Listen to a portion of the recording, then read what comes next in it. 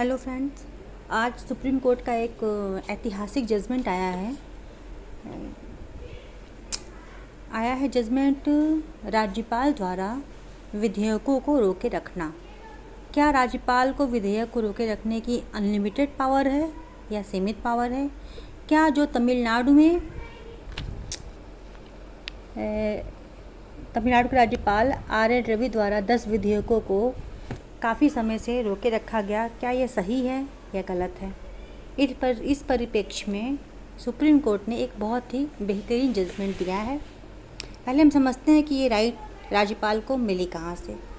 तो भारतीय संविधान इंडियन कॉन्स्टिट्यूशन के आर्टिकल 200 में असेंट टू बिल्स की पावर दी गई है।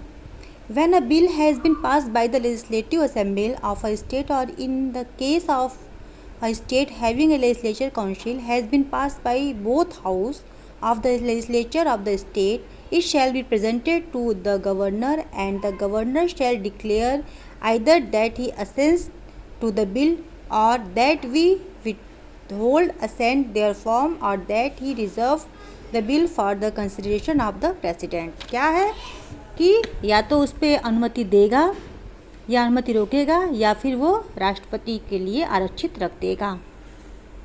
धन विधेयक में इनको कोई पावर नहीं है मनी बिल में।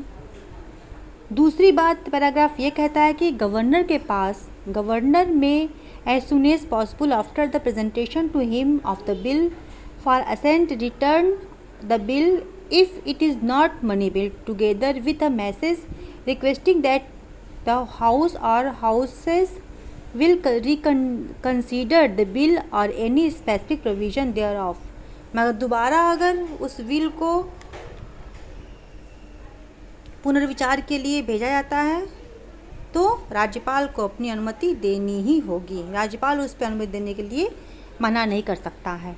लास्ट पैराग्राफ करता है, provided further that the governor shall not assent to but shall reserve for the consideration of the president any bill which in the opinion of the governor would, if it become law, so derogate from the power of the high court as to endanger the position which that court is by the constitution designate to fill। क्या कर सकता है? उसको एक power दी गई है कि जिस विधेयक से उसे विध बन जाने पर राज्यपाल की राय में उच्च न्यायालय की शक्तियों का ऐसा अल्पीकरण होगा कि वह स्थान जिसकी पूर्ति के लिए वह न्यायालय इस संविधान द्वारा परिकल्पित है संकट हो जाए, उस विधेयक पर राज्यपाल की अनुमति नहीं देगा, किंतु उसे राष्ट्रपति के विचार के लिए रख लेगा। अब सुप्रीम कोर्ट ने क्या कहा? सुप्रीम कोर्ट का ये एक ऐतिहासिक जजमेंट है कि उसने कहा कि एक टाइम बांध दिया कि राज्यपाल बिलों को निश्चित काल तक दबा कर नहीं रख सकते। 1 मंथ या 3 मंथ की समय सीमा है, इसके बाद उनको बिल को पारित ही करना पड़ेगा, उस पर सहमति देनी ही होगी। तमिलनाडु के राज्यपाल द्वारा आर.एन. रवि द्वारा विधेयकों को लंबे समय तक रोके रखना, 10 विधेयकों को राष्ट्रपति के विचार रोके रखने की राज्यपाल की कार्रवाई गैर कानूनी है। सुप्रीम कोर्ट ने कहा ये 10 विधेयक उसी तिथि से मंजूर माने जाएंगे जिस तिथि को ये दोबारा मंजूरी के लिए राज्यपाल के समक्ष पेश किए गए।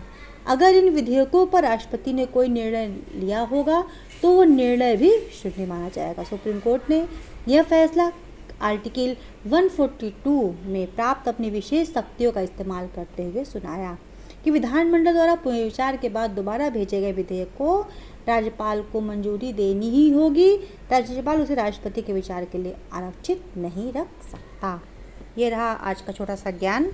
आगे भी मैं जो भी एक अच्छी टॉपिक होगी लॉ से संबंधित तो मैं उस पर आपको वीडियो देती रहूँगी। Thank you so much. Channel से बने रहिए, सब्सक्राइब कीजिए, लाइक कीजिए, शेयर कीजिए।